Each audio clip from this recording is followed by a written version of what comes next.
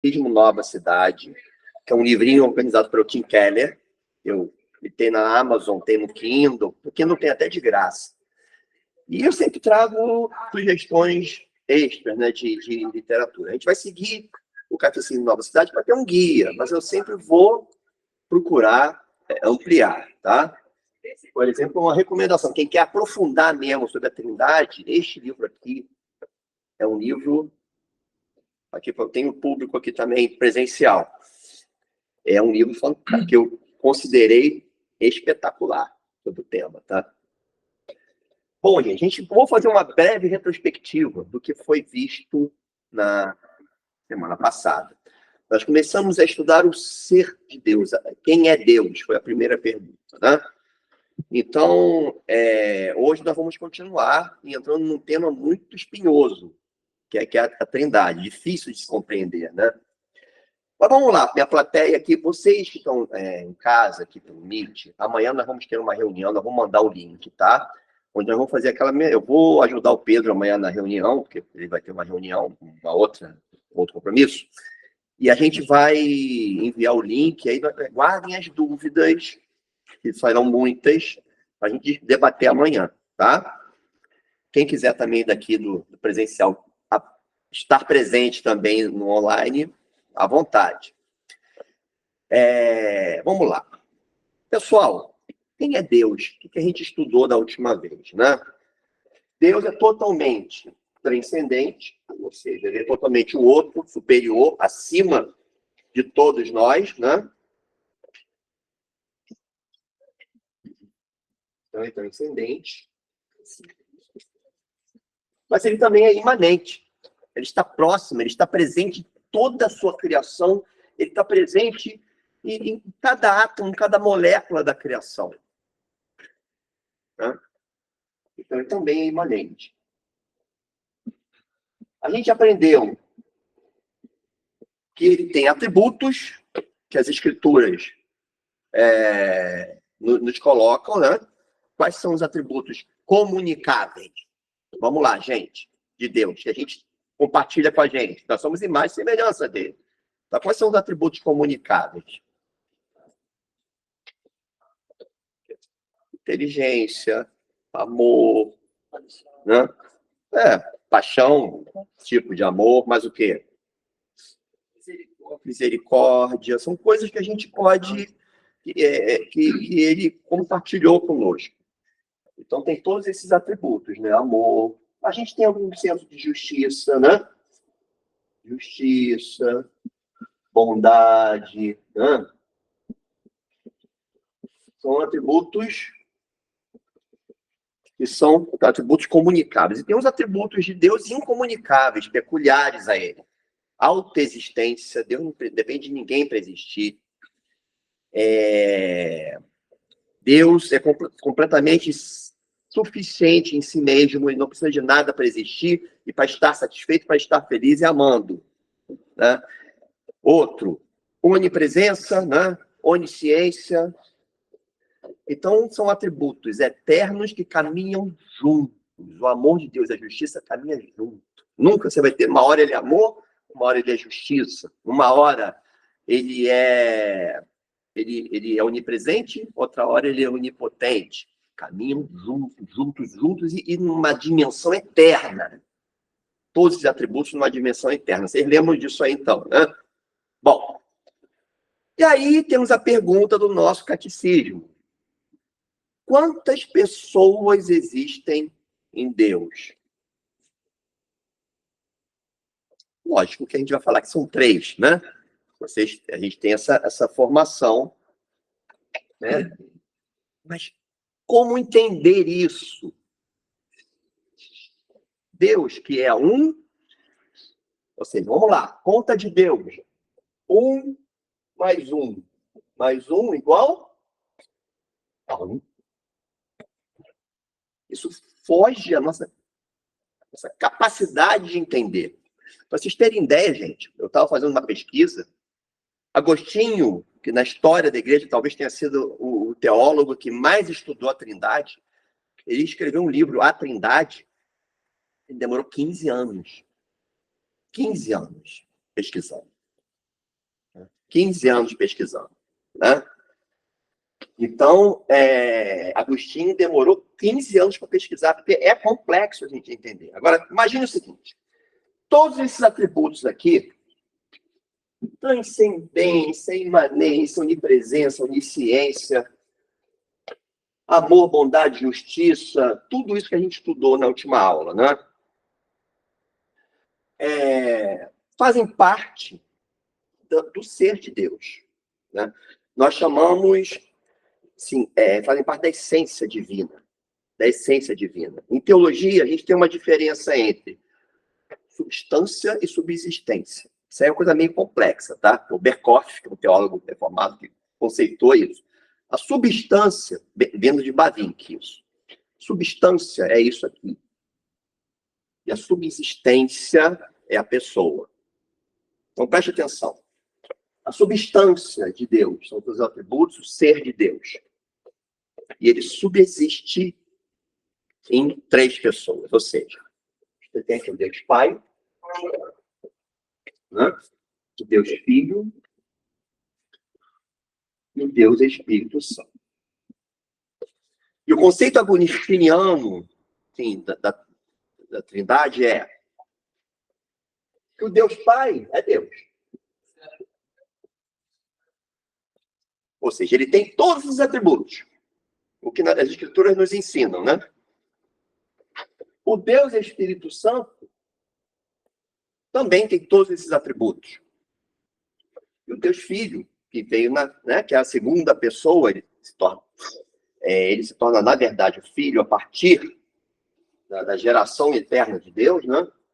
Também tem todos esses atributos. Então, as 3 pessoas têm a substância divina, tem todos os atributos. Então, Jesus, como veio, né?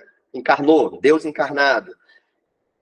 Ele era onisciente, ele tinha o amor da dimensão divina, com algumas limitações da humanidade, em que ele sumiu. Mas ele continuou sendo Deus. A gente vai estudar a pessoa de Cristo mais para frente. A limitação da humanidade é que ele ficou sujeito, não deixou de ser Deus, mas ele ficou sujeito ao efeito, não pecou, tá?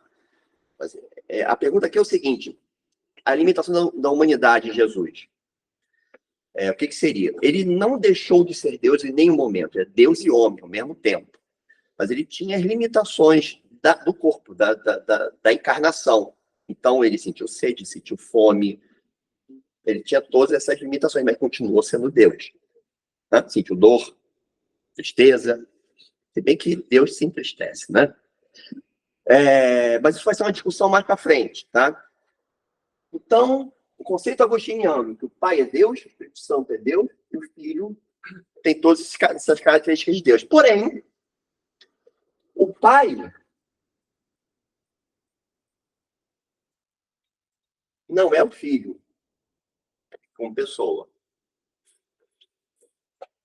O Espírito Santo não é o Pai.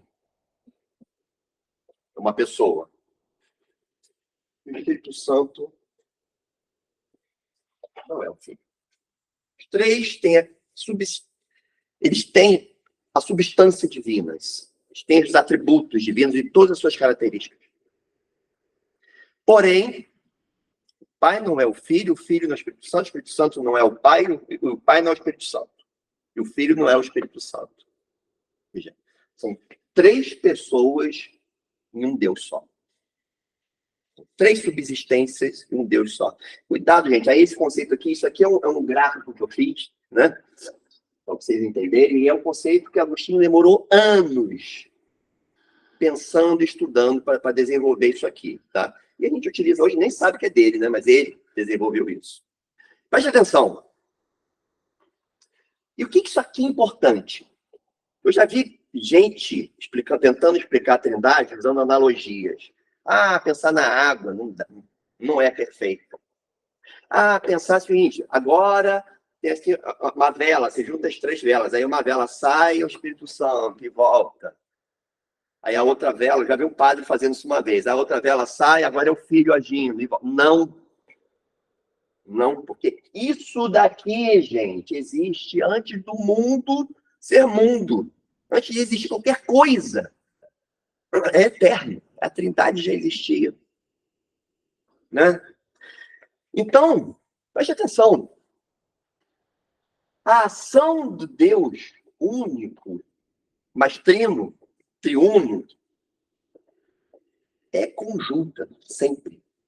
Não é uma hora Deus age, uma hora o Espírito Santo age, outra hora os três atuam juntos sempre. Porém, existem funções, atuam juntos, mas existem funções na Trindade. Vocês entendem isso? Que eles atuam juntos, sempre. Mas existem funções. A partir do momento que houve a criação, que houve o projeto da criação, que é eterno, né? O Pai, em relação a nós, ele decide o quê? O Pai decide nos salvar. O Filho aceita encarnar e se oferecer como redenção para nós. E o Espírito Santo aplica isso ao nosso coração. Mas ele nunca de forma isolada, os três atuando juntos sempre. Isso nós chamamos de economia da Trindade. Ou seja, o Pai não é maior que o Espírito Santo. O Espírito Santo não é maior que o Filho não é maior que o Pai. Todos têm a divindade única, um Deus só. Mas existem funções. Isso é que as escrituras nos ensinam. Alguma dúvida da plateia? Deve ter. Não? Tá claro isso aqui? Por que é importante isso? Eu vou falar no final da minha aula. Qual a importância disso aqui, gente? O importante é o seguinte. Se não houvesse Trindade, não haveria necessidade do amor. Não haveria o amor. Deus não seria amor. Por quê?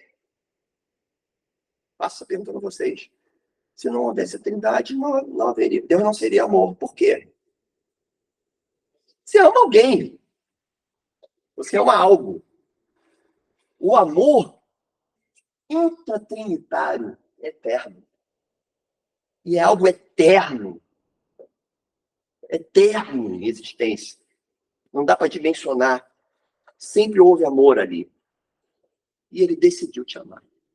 Esse amor, mesmo você sendo pecador, ele decidiu amar, te salvar, te amar. Isso é muito emocionante, né?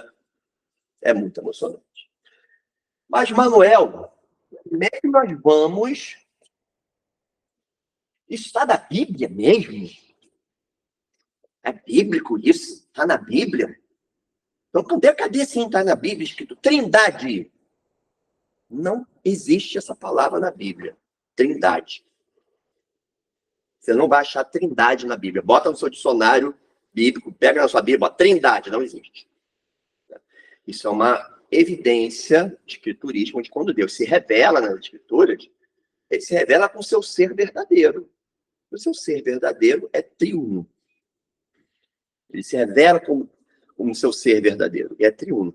Uma coisa é a Trindade propriamente dita, que é um Deus que existe eternamente dessa forma.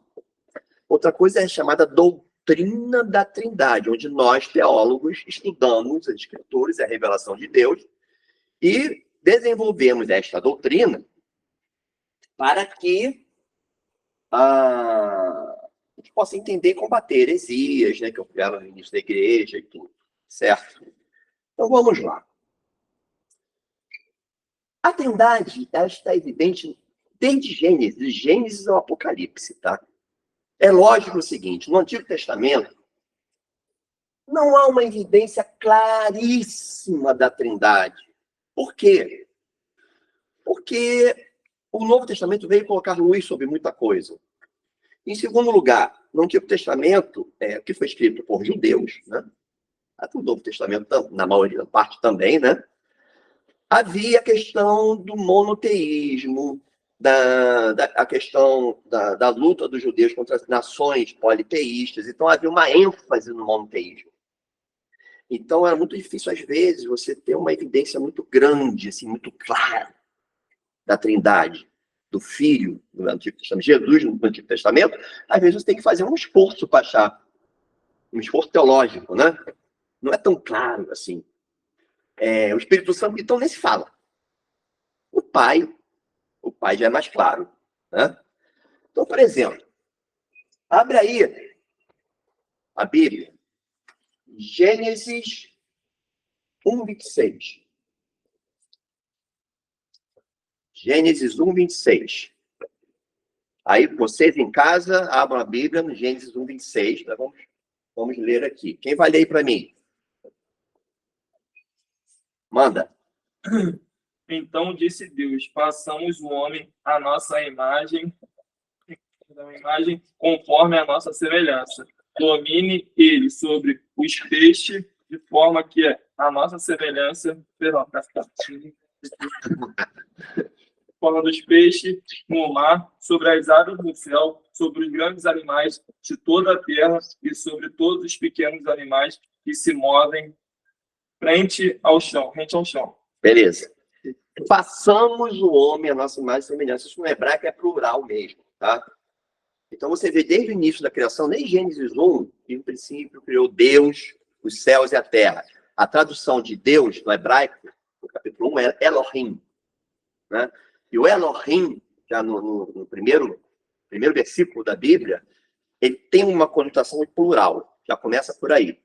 E o Espírito Santo pairava sobre a face das águas, né? Então, no início, você já tem o Elohim, né, que é o Deus Pai, o Verbo. Como é que eu sei que a palavra é a segunda pessoa? É o Filho. Porque a Bíblia explica a própria Bíblia. Em João 1 tá, em princípio era o Verbo. O Verbo estava com Deus, o Verbo era Deus. E nos primeiros capítulos você já tem o Espírito Santo que pairava pelas águas. Mas para o judeu entender que são 3 pessoas na época, é muito difícil. Pelo problema que ele tinha lá. E tem o façamos. Esse façamos, isso já foi tema de debates teológicos muito ferrenhos, entendeu? O façamos do homem a nossa imagem e semelhança. Mas realmente é um plural. E você entender, gente, que a hora que Deus cria todas as coisas, nós vamos estudar isso nos próximos dias. Ele vai criando. E aí tem o ápice da criação dele, que é o homem. E o homem foi criado à sua imagem e semelhança, né? Então, a partir do momento em que Deus escreve, né, que Deus inspira Moisés a escrever, que criou o homem à sua imagem e semelhança, ele se revela como Deus plural.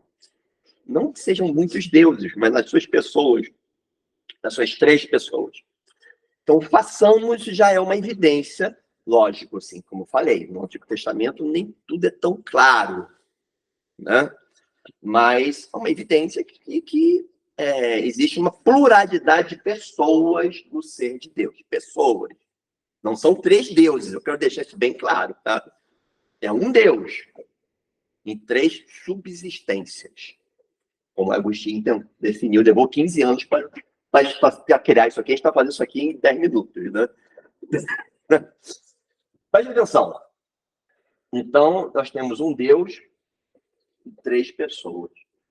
E aí a gente tem algumas passagens muito interessantes. Por exemplo, tem horas em alguns salmos em que você pega, disse o Senhor ao meu Senhor. Disse o Senhor, está escrito assim, com pentagrama. Javé. Que isso significa para os judeus o Deus da aliança, o Deus Todo-Poderoso. Ao meu Senhor, como Elohim. Então é Deus falando para Deus no Salmo.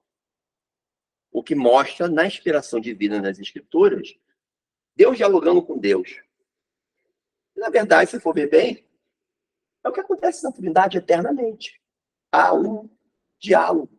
A nossa redenção ela foi planejada pelas Escrituras antes do mundo ser mundo, que é o pacto da redenção, que vamos estudar mais para frente. Que é um conceito reformado muito interessante, profundo. Tá?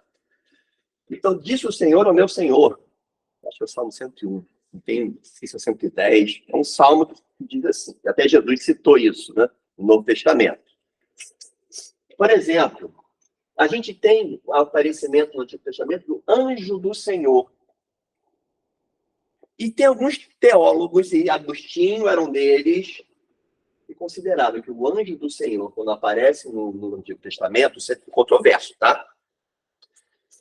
Na verdade, já era uma manifestação, poderia ser até uma teofania, que é uma manifestação corporal de Deus, né?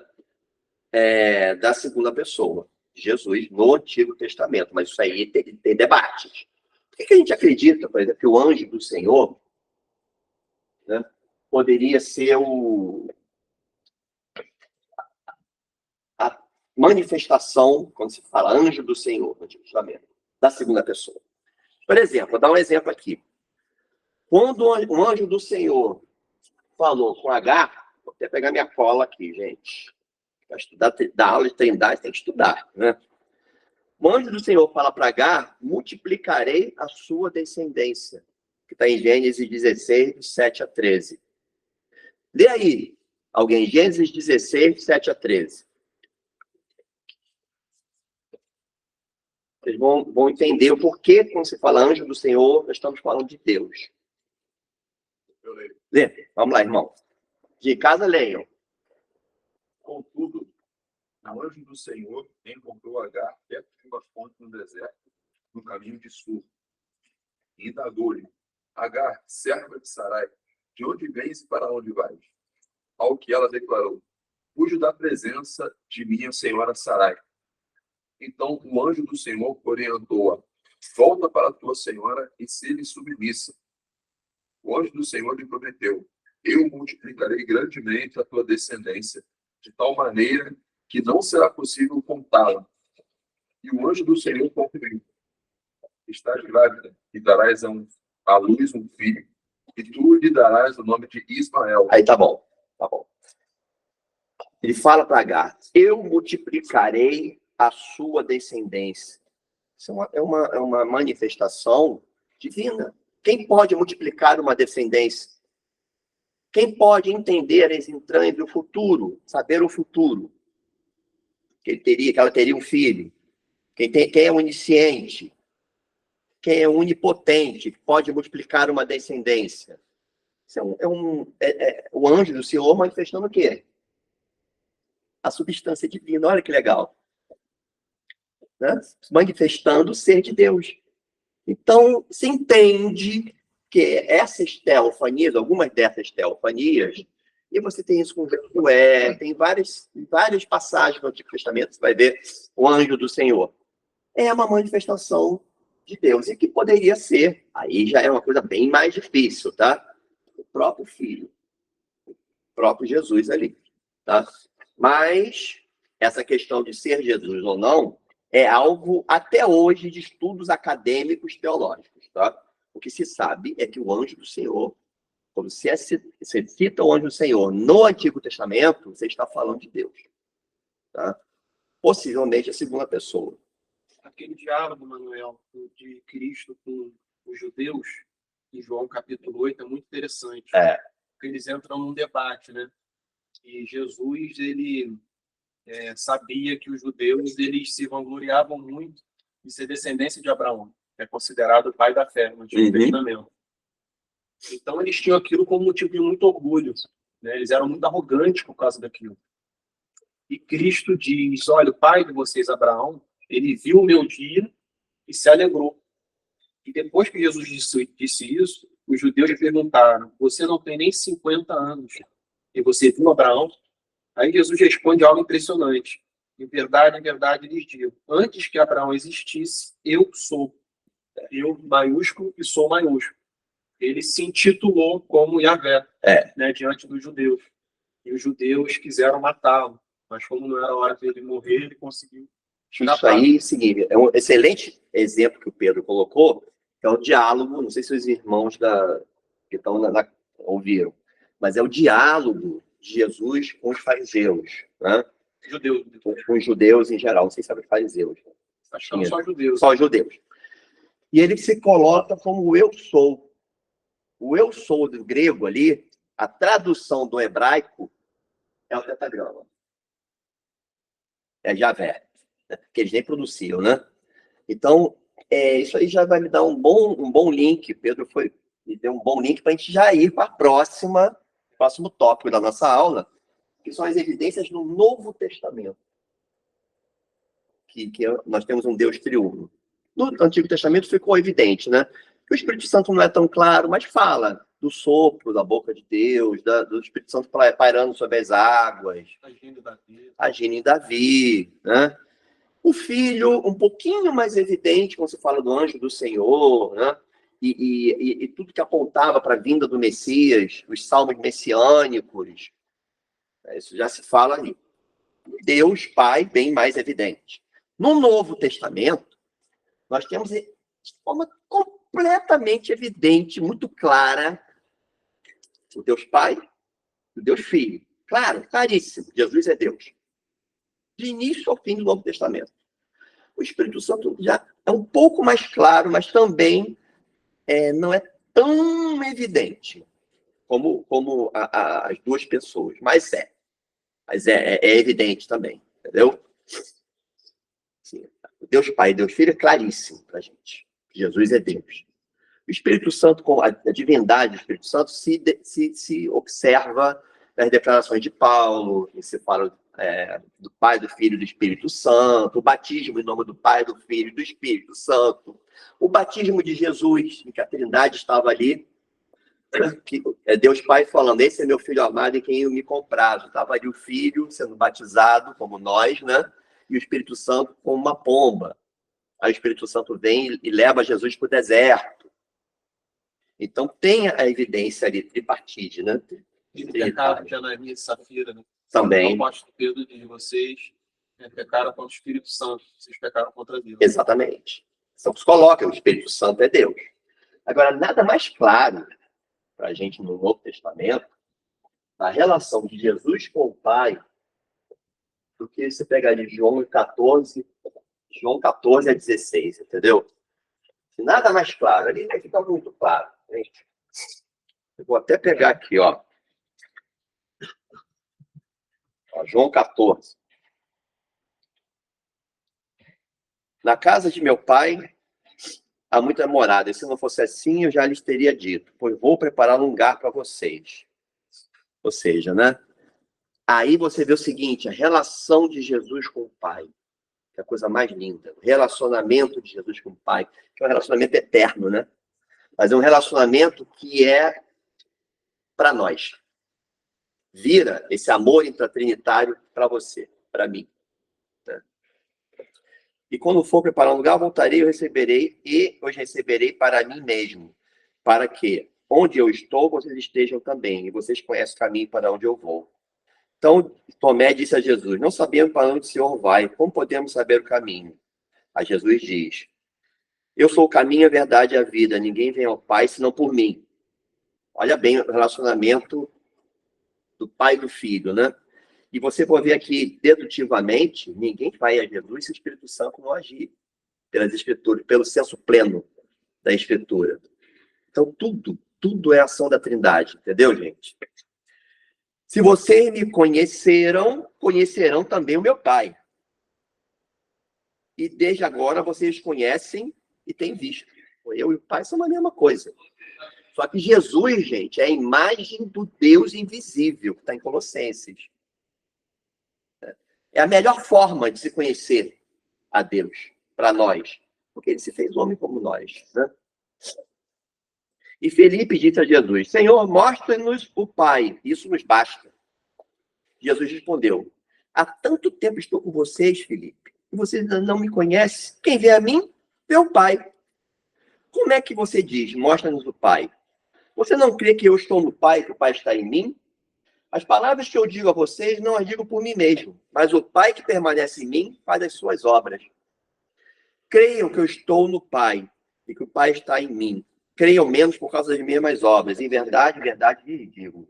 Aquele que crê em mim fará também as obras que eu faço, e outras maiores fará, porque eu vou para junto do Pai. E tudo que vocês pedirem em meu nome, isso farei, a fim de que o Pai seja glorificado no Filho.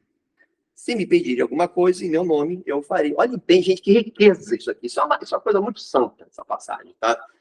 Porque você mostra Jesus, ele se coloca claramente, o Pai e eu somos a mesma coisa. Somos Deus. Mas, se vocês pedirem em meu nome, o Pai fará. Então, preste atenção. O Pai e eu somos a mesma coisa. Ou seja, o Pai e o Filho têm a mesma substância. Mas o Filho, ele veio para fazer o que o Pai pediu. Existe uma economia da Trindade, funções da Trindade, mas é a mesma coisa, ao mesmo tempo. Está dando para captar isso aí? E aí depois vem a passagem também, que é interessantíssima.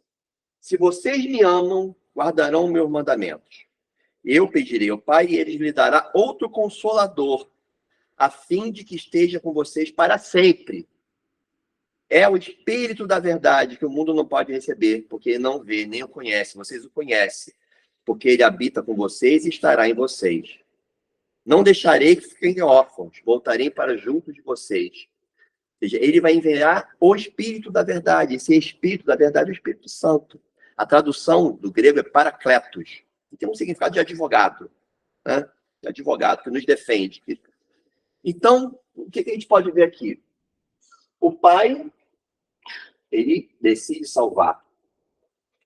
Ele envia o Filho, que é eternamente gerado pelo Pai, não criado, gerado, eterno, como Pai. O Pai envia o Espírito Santo. E o Filho também envia o Espírito Santo. Para quê?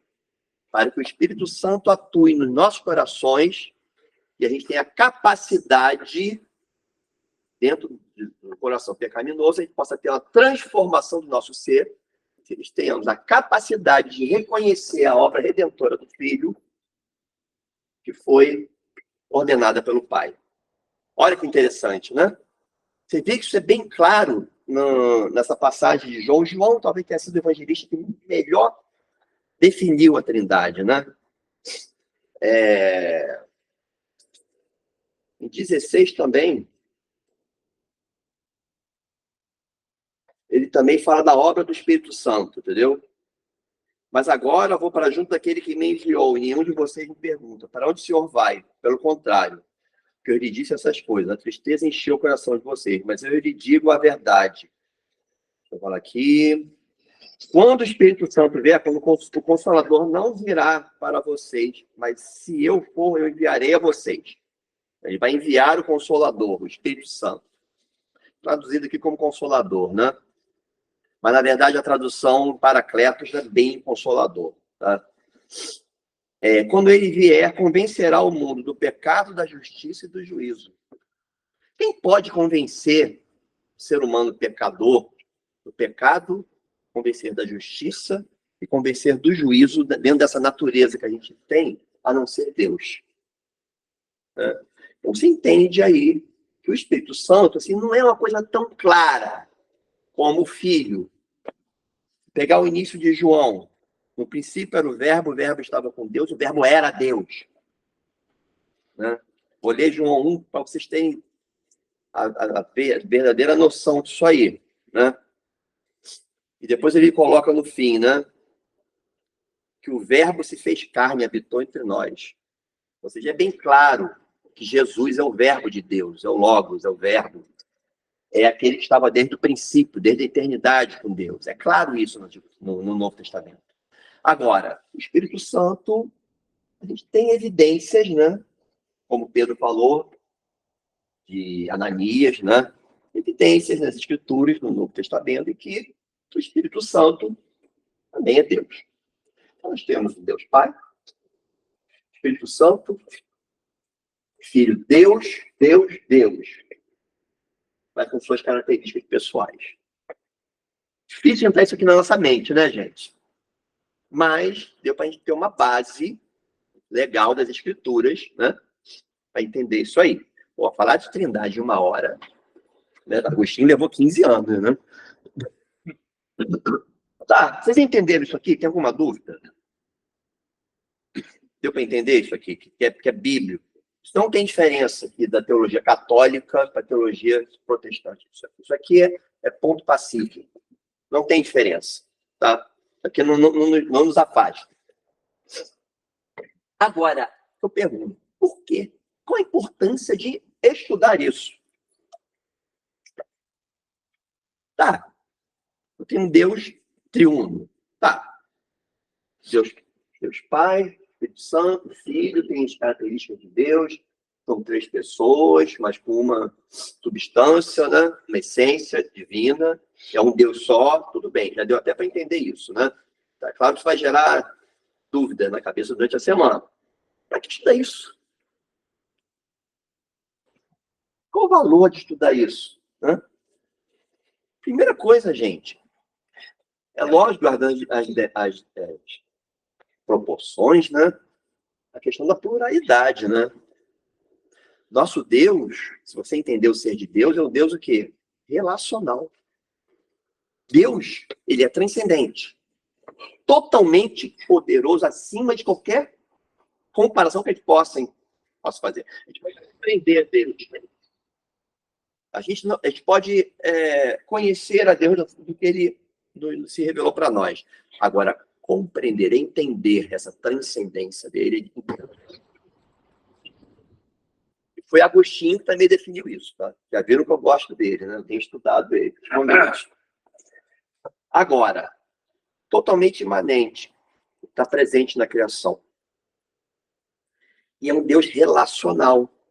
Como se ser um Deus relacional fosse um só, uma pessoa apenas. A Trindade se relaciona. Então, a justiça, o amor, está eternamente ali. A relação da Trindade. Do Pai, do Filho e do Espírito Santo. Há uma relação. E da mesma forma, nós fomos feitos como? A imagem e semelhança de Deus. Vocês perceberam? Vou dar uma aplicação prática para vocês. Que na pandemia nós sofremos, ficando presos nas nossas casas. Vocês perceberam isso? Houve muita insensibilidade em relação a isso, né? Por quê? Porque nós somos relacionais. Como Deus é relacional, ele se relaciona com a criação, ele fez a criação para a sua glória, ele quis amar a criação, nós precisamos também nos relacionar. Então, a pluralidade é importante para o homem. Você aprender a amar o seu próximo. Assim como Deus te amou, e mesmo você sendo inimigo, sendo ofensivo a ele, por que não podemos amar os nossos inimigos? Por que não amar quem nos faz mal? Estou falando isso para mim.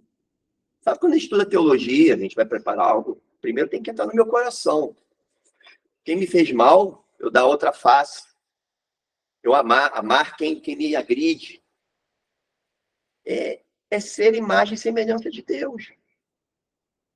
Então, Deus é um Deus relacional e que ama a pluralidade, sabe? Como você excluir uma pessoa da igreja, excluir uma pessoa da fé, excluir pessoas, sabe? Deus não exclui aqueles a que ele ama. Deus é um Deus de pluralidade, ele ama a pluralidade, ele ama. Deus amou o mundo de tal maneira que enviou seu filho. Quando ele fala amou o mundo, amou todos os tipos de pessoas. A tradução, na verdade, o sentido que Paulo quis dizer para mundo, quando você vê mundo na escritura, nem sempre é mundo como nós vemos em todas as pessoas do mundo. É o mundo a todos os tipos de pessoas. Ele amou todos os tipos de pessoas. Então, é um Deus relacional, plural, que ama. E nós, como imagem e semelhança de Deus, entendendo esse Deus plural, nós temos que aprender a amar. Nós temos que aprender a amar todo mundo. Nós temos que aprender a nos amar como igreja. Sabe? Nos apoiar nas nossas dores, as nossas angústias. É para isso que a igreja foi criada. Amém? Nos ajuda também na adoração. A gravação tá ok, né, Pedro? Tá ok. Nos ajuda na adoração. Gente, como não amar esse Deus plural? Sabe, vocês daqui a pouquinho, quando nós vamos para o culto ali, é para cair de joelho. Porque é um Deus triuno, que se amava na eternidade, o amor caminhava ali na Trindade, né? Esse amor eterno. e ele resolveu fazer a criação, criar o mundo, criar as coisas, criar o homem, sua imagem e semelhança, resolveu amar a sua criação. Amar a sua criação. Esse amor intratrinitário, passou a glória, resolvi amar. E aí o homem cai. Ainda assim, Manuel, você nasceu com pecado e você foi muito pecador. Mas te amo. Eu te amo. Eu vou te salvar. Eu vou te redimir dos teus pecados, vou mudar a sua vida. Então, você entender a grandiosidade do Deus triuno no amor por você, é para aumentar a sua adoração. Entender que Deus não precisava, porque ele é autoexistente, ele não precisava disso. Porque ele é satisfeito nele mesmo. A Trindade vivia muito eternamente bem, mas ele quis criar a sua glória. Ele quis chamar. Mesmo você sendo pecador. Ah, você nasceu pecador, então o que eu vou fazer? Eu vou te dar um amor que, se não houvesse o pecado, eu não conseguiria te dar. Eu vou te enviar meu filho, ele vai morrer por você, vai fazer justiça no seu lugar, e o Espírito Santo, um belo dia da sua vida, vai aplicar isso ao seu coração. E eu vou te salvar, e vou mudar a sua vida, a sua existência, porque é eterno, né? É uma mudança para a eternidade, né? Então, isso nos coloca de joelhos, sabe? Isso nos coloca de joelho, assim, perante Deus, entender essa grandiosidade, né? E isso é muito ligado à nossa própria redenção mesmo, como eu falei aqui, sabe? É o Deus triuno que resolve salvar pecadores, né? Resolve salvar pecadores. Esse amor intratrinitário que é dado para vocês. Para vocês. Quantas horas? São 10h07. Vou fazer uma contribuição também. Eu acredito que uma outra coisa que enriquece muito a nossa própria vida, à medida que a gente compreende a Trindade, é a gente entender a profundidade do que cada um fez por nós, individualmente, contudo, sempre lembrando que é o mesmo Deus, porque não é simplesmente uma única coisa. São várias coisas, né? Você tem um amor sobre a sua vida que a Bíblia informa que é eterno. Você tem um plano, né, do qual você foi incluído, do qual você faz parte, do qual você é objeto do amor de Deus, e de que ele tem várias etapas importantes. Então, você tem Cristo vivendo a vida que você não conseguiu viver. Você tem ele sofrendo a punição por nós termos quebrado a lei sendo inocente. Tudo isso em nosso favor. Você tem ele morrendo a morte, que nós deveríamos morrer, e pagando o preço por isso. Você tem ele ressuscitando em nosso favor. E depois disso, você ainda tem o Espírito Santo sendo concedido ao coração do cristão, não como alguém que simplesmente está ali de vez em quando e que age na pessoa. A Bíblia diz, através do apóstolo Paulo, que o Espírito Santo ele foi o penhor que Deus deu ao seu povo, uma indicação clara de que ele haveria de resgatar esse povo um dia. O apóstolo Paulo usa a linguagem do penhor. Você dá uma primeira parcela de algo, ao qual você vai resgatar ele totalmente depois. Então, se você é cristão, você recebeu o Espírito Santo como um penhor para habitar no seu coração. E essa é a prova de que Deus um dia vai voltar para resgatar você. De que você vai viver no teu reino, o reino dele para todo sempre.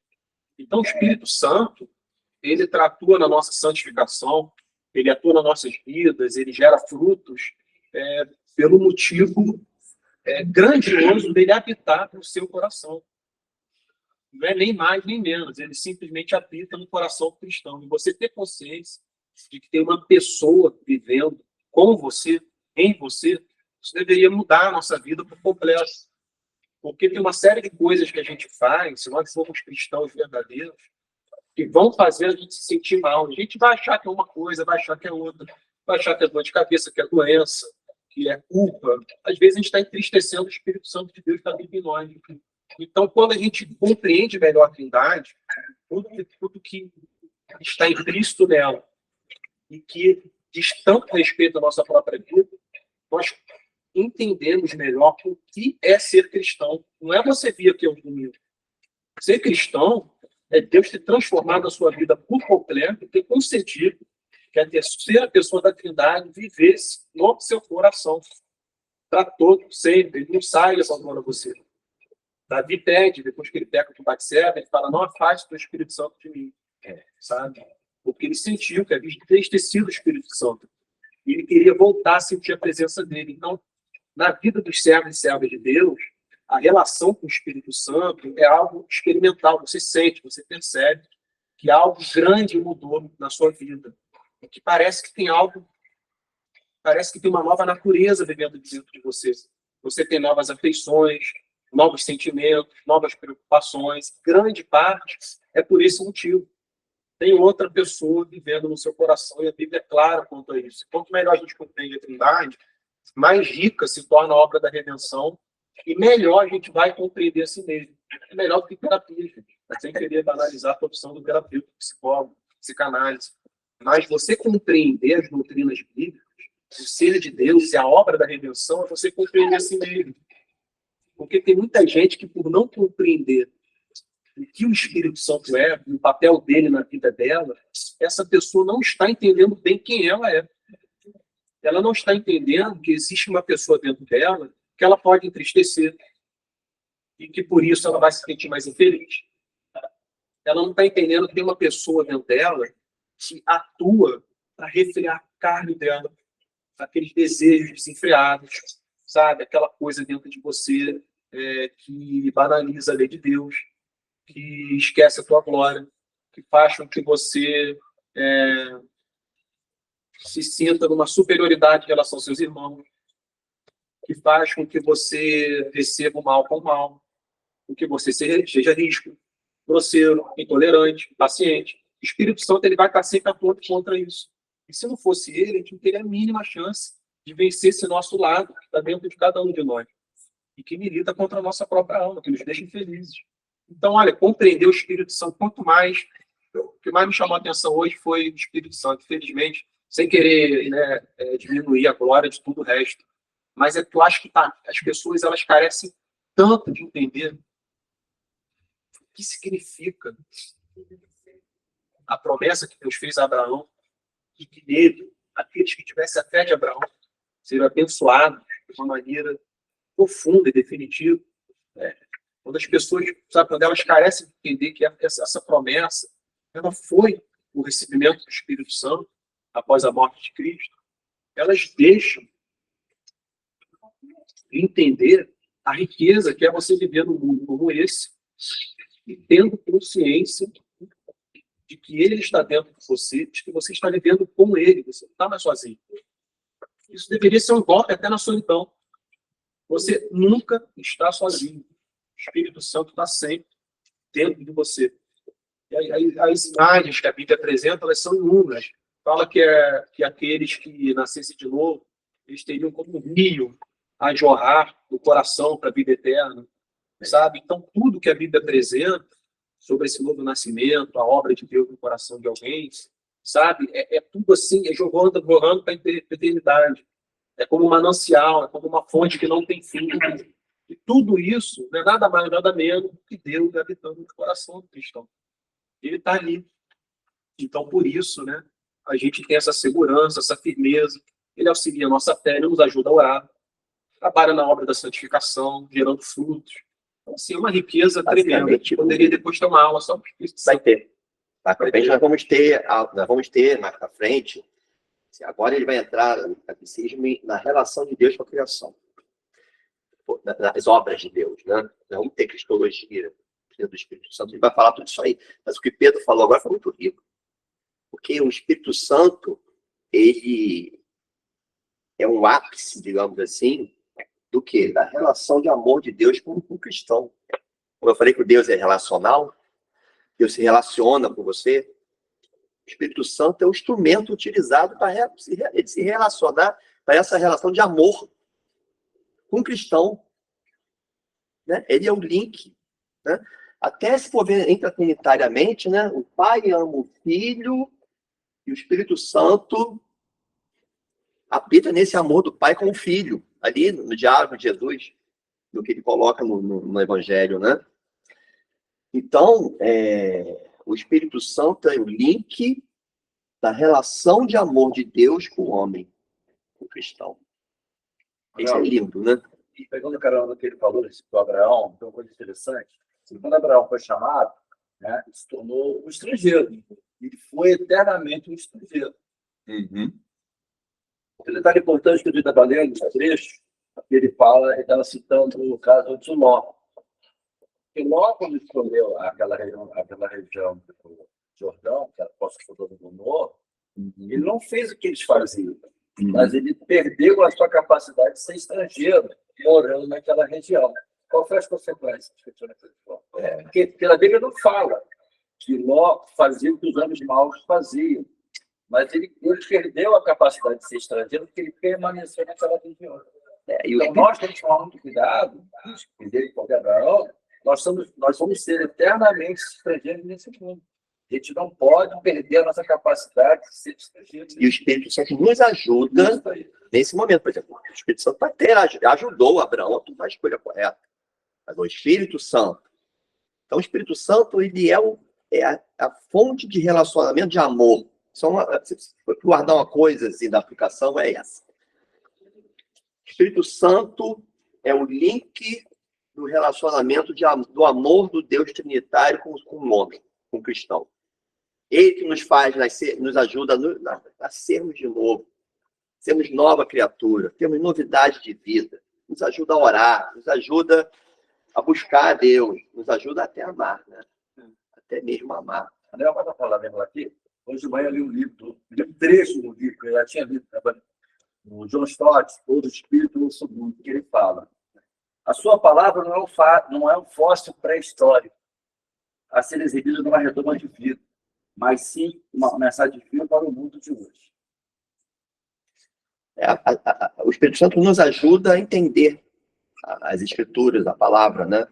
Ele inspirou os homens, né, a escrever. A gente vai ter uma aula só sobre o Espírito Santo, que vai ser fantástico, né? Eu achei legal, né?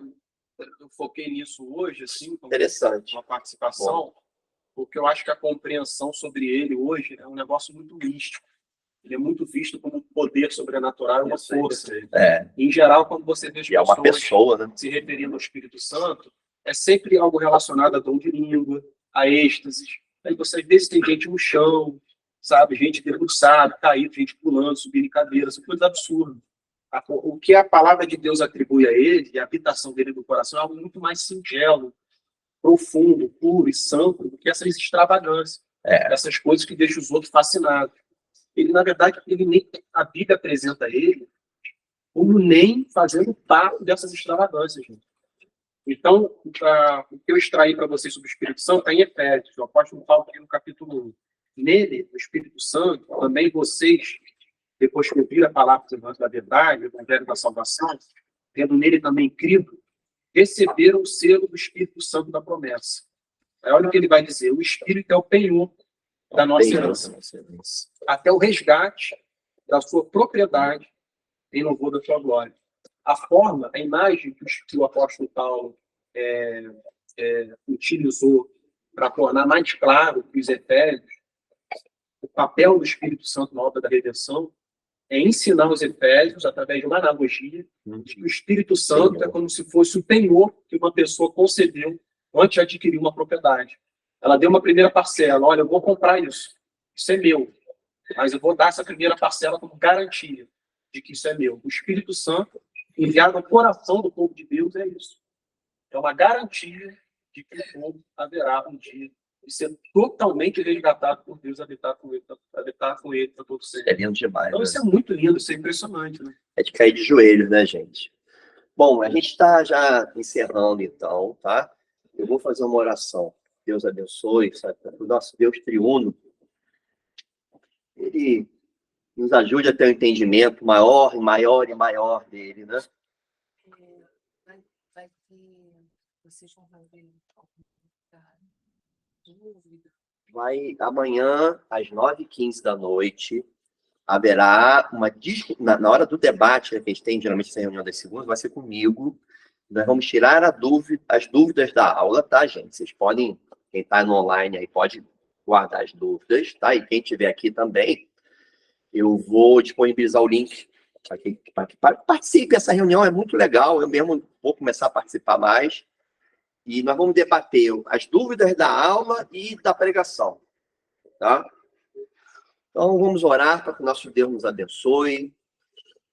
Senhor, meu Deus, Deus triuno, Deus Pai, Deus Filho e Deus Espírito Santo, eu queria te agradecer, Senhor, por a oportunidade de estudarmos mais o seu ser, pela oportunidade de estarmos juntos aqui, Senhor, em comunidade, em comunhão, Senhor, da nossa pluralidade de pessoas, entendendo a sua pluralidade de pessoas. Senhor, nos ajude a ter entendimento, Senhor, muito obrigado pelo seu Espírito Santo nas nossas vidas, Senhor. Obrigado, Senhor, por todas as bênçãos, pela nossa salvação, pelo amor que tu tens derramado por nós, Senhor, pela nossa existência. Senhor, eu também peço por cada um aqui que está na escola bíblica e na sua casa também, Senhor, que abençoe a vida de cada um, Senhor. Possamos ser igreja juntos, Senhor. Possamos caminhar juntos, Senhor.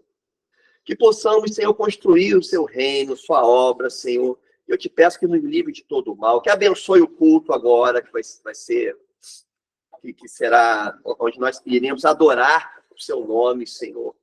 Que possamos ouvir da sua palavra. Abençoe o pastor Antônio, o Pedro e a todos aqui, Senhor. Muito obrigado, Senhor. No nome de Jesus, é o que nós pedimos e agradecemos, Senhor. No nome de Jesus. Irmãos, obrigado aí pelo quórum, por todos. Semana que vem, vamos para a próxima pergunta do catecismo, tá? Já vamos começar a falar sobre as obras de Deus. Entendemos quem é Deus, tentamos entender, né? Agora vamos ver o que ele fez.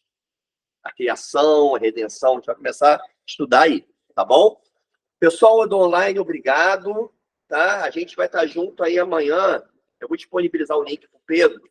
Por volta de 9h15, tá, gente? Eu tenho aula na minha faculdade de teologia até 9h10, aí já terminando, eu já vou seguir. E para o pessoal aqui, eu vou disponibilizar o link também, tá? Grande abraço.